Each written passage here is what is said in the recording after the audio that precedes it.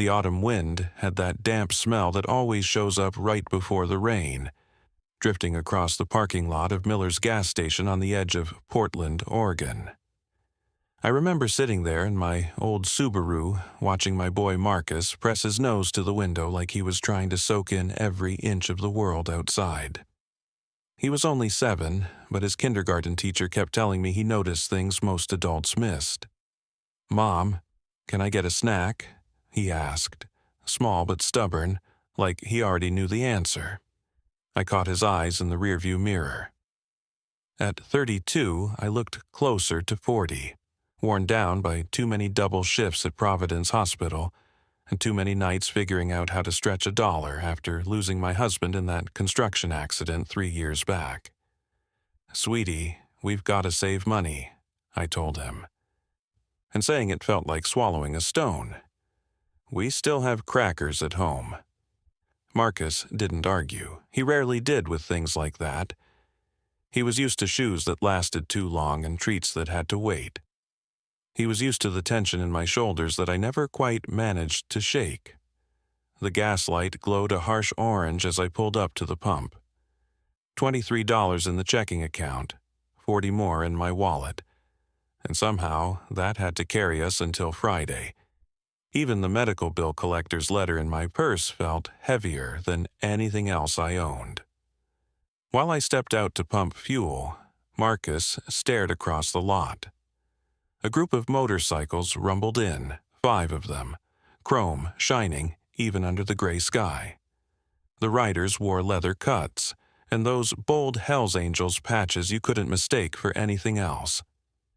"Stay in the car," I called, catching the spark of interest in his eyes. Everyone in Portland knew the reputation that club had, but Marcus wasn't looking at the bikers anymore. He was staring past them, at a man in a dark hoodie sneaking along the row of parked bikes. The guy kept cutting glances over his shoulder, jittery and nervous, moving like he didn't want anyone to notice him. Marcus leaned forward, frowning. The man crouched by the first motorcycle and pulled something metallic from his pocket. Then he moved to the next bike, doing the same thing. That's when my boy's whole face changed. He knew something was off. Dave, our mechanic friend, had visited a month earlier and told us about a brake line sabotage that nearly killed a customer. Marcus never forgot stories like that. And now, watching that hooded man working under the bikes, it clicked for him. He was cutting brake lines. Marcus's heart must have been pounding, but all I saw was his tiny body making a decision. He unbuckled his seatbelt, shoved the door open, and bolted.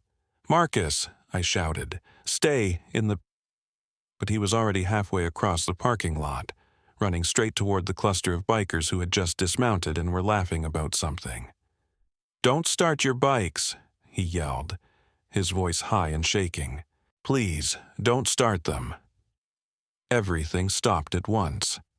5 big men turned, staring at this little kid with a second-hand jacket flapping open and untied shoelaces slapping the pavement. I dropped the gas pump and ran, my chest tight. The closest biker, a giant with a braided gray beard and arms covered in faded ink, took a step toward him. "Kid, what are you—" "There's a bad man," Marcus blurted, pointing with frantic urgency. "He's cutting something on your bikes. I saw him. He had a tool under the wheels, and my mom's friend said brake lines make you crash and die." His words tumbled out in a breathless mess, but the biker understood instantly. His whole expression changed. He turned to look where Marcus pointed. The hooded man froze when he realized he'd been spotted. "Jake! Chase!"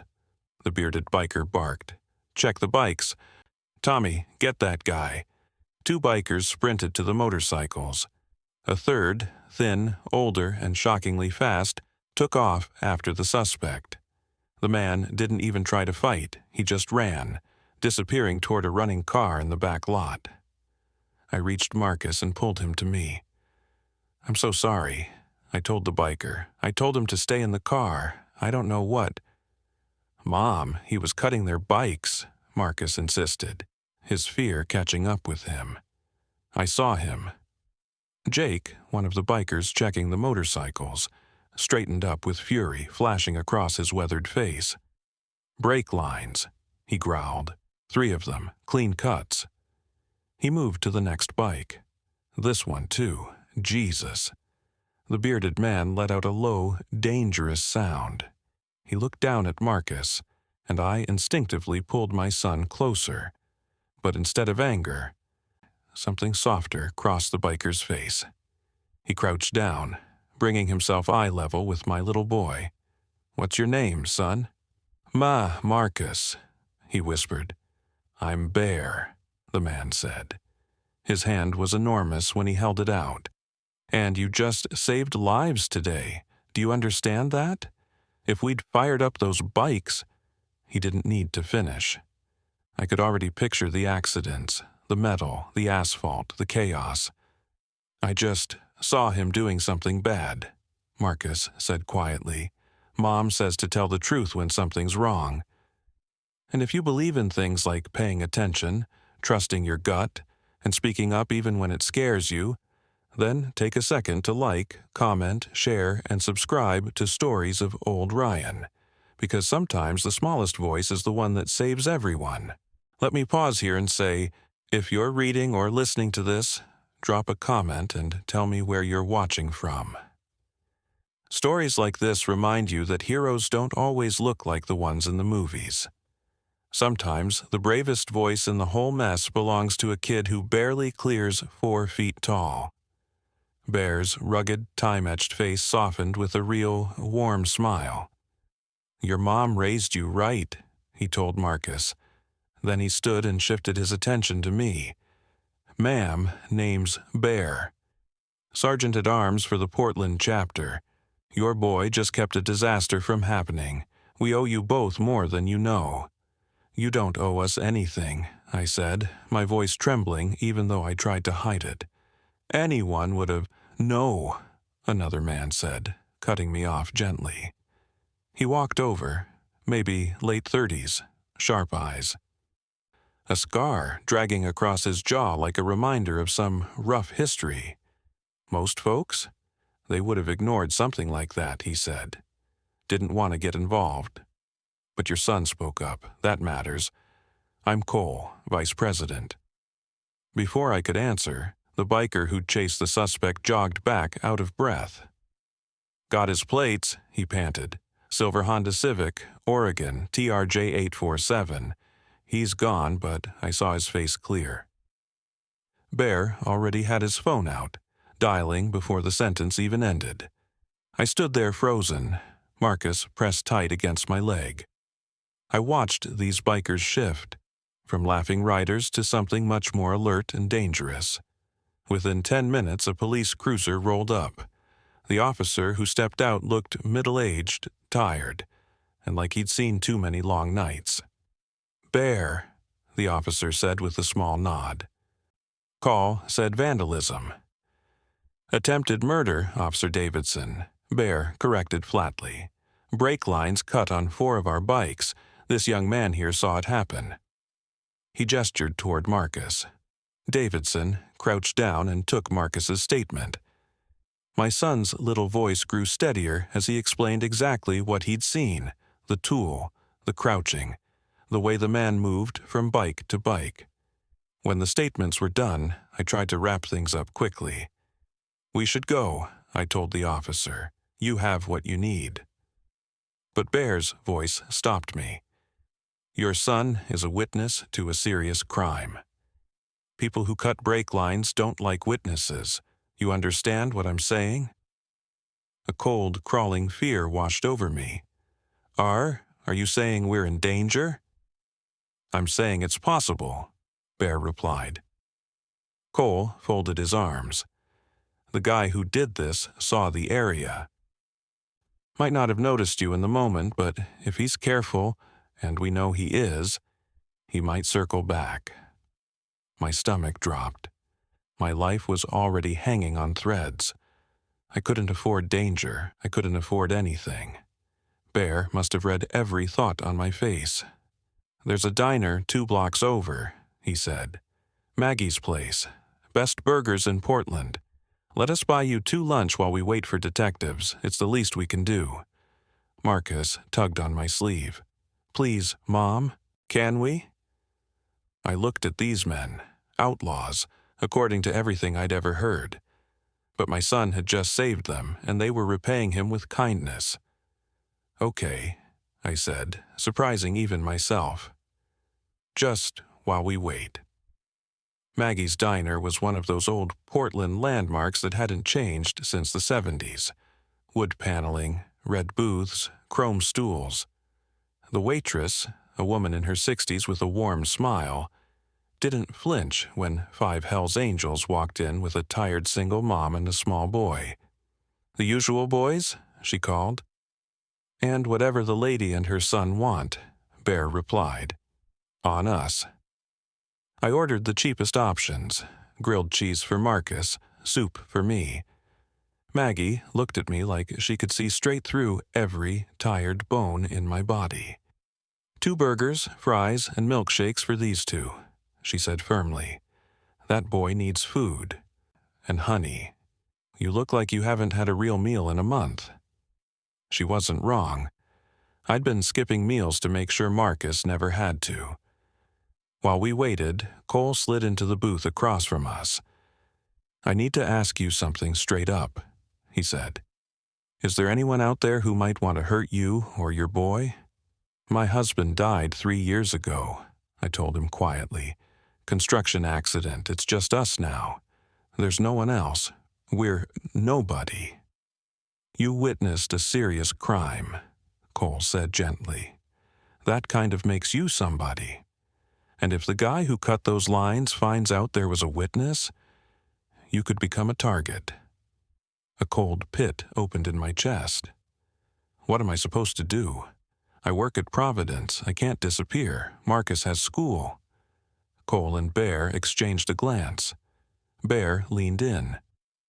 "Our club has resources, safe houses, people who can watch over you. Until we know who's behind this, we can keep you protected." "I can't accept that," I whispered. "I'm barely keeping our apartment. I'm 3 months behind on medical bills from my husband's death. I can't take charity." "It's not charity," Bear said, firm as stone. "Your son saved our lives. In our world, that's a debt, and we pay debts. Right now, you 2 are under our protection. End of story." I wanted to argue, but I didn't have the strength. I'd been fighting alone for so long. "Just for a few days," I finally whispered. "Until you know more." Cole slid a card to me. "My number. Call any time, even if you're just scared and not sure why." The safe house was a small 2-bedroom bungalow in northeast Portland with a fenced yard. Inside, it was simple but warm. Bear handed me the keys. "Club owns it," he said. "Used for members who need a place to lay low. It's yours as long as you need it." Marcus explored the place with bright excitement and found the backyard, overgrown grass, a rusty swing set. "Can we stay here forever?" he asked. "Just for a little while, baby." Though part of me, honestly, wanted to say yes. That night, a biker named Dutch took the first watch outside. I lay in the strange new bed, Marcus asleep beside me, trying to make sense of how my entire life had flipped upside down in a single day. Then my phone buzzed. Unknown number. "We know who you are." Every bit of warmth drained from my body. My hands shook as I screenshotted the message and sent it to Cole. His reply came instantly. "Don't move. Lock the bedroom door. I'm on my way." Minutes later, I heard motorcycles pulling up, more than one. A knock sounded on the bedroom door. "Jennifer, it's Cole." I opened it. His face was tight, serious. "We're sweeping the area," he said. "Someone tried to approach the house. One of our guys intercepted him. Young kid, probably hired just to keep watch. We got him to talk." "Who sent him?" I whispered. Tyler Vance, he said. Enforcer for the West Side crew. Rival club, the guy who cut our lines. He was with them, trying to start a war, and they know there was a witness. He looked me dead in the eyes. They're trying to eliminate that witness. When Cole told me we had to go public, I felt the ground tilt under my feet. My whole world was already shaky, and now he wanted us out in front of everyone? What am I supposed to do? I whispered. You let us handle it, Cole said, steady as ever. But right now, you and Marcus being invisible is the dangerous part. Secrets disappear, public witnesses don't. 2 days later, Marcus and I sat in the local Katyu News studio, facing reporter Rachel Kim. The cameras blinked red as we told our story from start to finish. Are you afraid? Rachel asked gently. I looked at Marcus, then stared right into the camera lens. I'm terrified, I admitted. But I raised my son to speak up when something's wrong. I can't teach him that and then hide when it's my turn to be brave. The segment aired that night. My phone buzzed almost immediately. Big mistake going public. You'll regret this. I showed Cole the message. He didn't even blink. Good, keep 'em coming. Every thread is evidence. 3 days later, it was over. Tyler Vance, the man behind the sabotage, was arrested. The scared kid they'd hired for surveillance identified him, and the threatening messages sealed the case. Officer Davidson gave me a proud nod. Your testimony nailed it. You did the right thing. I should have felt relieved. Instead, I felt like I was standing in an empty room with no idea where the doors were. The danger was gone, which meant we were supposed to pack up, leave the safe house, and return to that cramped apartment I could barely afford. One afternoon, as Marcus played on the swing set that some of the guys had fixed up, I turned to Bear. What happens now? That's your call, he said quietly. Threat's gone. You're free to go back. I don't want to go back, I blurted out before I could stop myself. That apartment, that life, I was drowning. And Marcus has been so happy here. Bear didn't answer right away. He just nodded slowly. You could stay. I can't afford it. Club already voted, he interrupted gently. The house is yours. No rent. You help with maintenance, coordinate our community events, toy drives, fundraisers. Make it official. My throat tightened. Why would you do that for us? Bear shrugged like it was the easiest answer in the world. Because your boy saved our lives. Because you're good people who got hit with life too hard. And because we take care of our own, and you're our own now. He meant it. And if this story touches you, if it reminds you that courage shows up in the unlikeliest places, take a second to like, share, and subscribe to Stories of Old Ryan. These stories matter. They remind us that heroism doesn't have an age limit or a dress code. Tell us in the comments if you've ever spotted something no one else noticed. Your story might help someone else someday. 6 months later, I stood in the backyard of what I now called home. The grass was trimmed. The flower beds I'd planted were bursting with roses and daisies. Marcus laughed as Cole pushed him on the swing.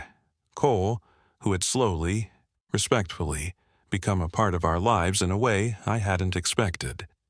The medical bills weren't crushing us anymore. Bear had introduced me to a lawyer who negotiated most of the debt down. And because the club paid me a small salary to run their outreach programs, I'd cut down to 1 shift at the hospital instead of 2. People in Portland still respected the Hells Angels and still feared them when necessary. But now they were also known for organizing the city's biggest toy drive and protecting a widow and her son. "Mom, watch this!" Marcus shouted as he pumped his legs, soaring higher. I watched him, confident, steady, no longer wearing shoes that hurt his feet. He's got good instincts, Cole said softly beside me. Gets that from you. I leaned into him, feeling a sense of safety I hadn't known in years. We got lucky. Lucky? Cole chuckled. Marcus was brave, you were brave, and somehow the world put you in the right place at the right time. That's not luck, that's family showing up. Family. That's exactly what it felt like. Bear arrived every Sunday with groceries. Maggie brought home-cooked meals. Dutch had taken it upon himself to teach Marcus chess. And Cole had become the father figure my boy lost the night of the accident. Watching them together felt like healing. That night, as I tucked Marcus into bed, I asked, "Are you happy here, sweetheart?" "Super happy," he said proudly. "I have you and Cole and Bear and all my friends. And I saved people, Mom." "That's pretty cool." "That's very cool," I whispered, kissing his forehead. "Mom, are we going to stay here forever?" I wanted to give him the whole truth, the adult truth, that forever was long, messy, full of unknowns. But I looked around that cozy room, heard the quiet thrum of motorcycles in the distance, a sound that used to scare me, but now meant home. "Yeah, baby," I said softly. "I think we might." A year ago, I'd been drowning. Now I was whole. All because a brave little boy saw something no one else did. And because a group of men society loved to misunderstand stepped up and protected him like he was one of their own. Thank you for listening.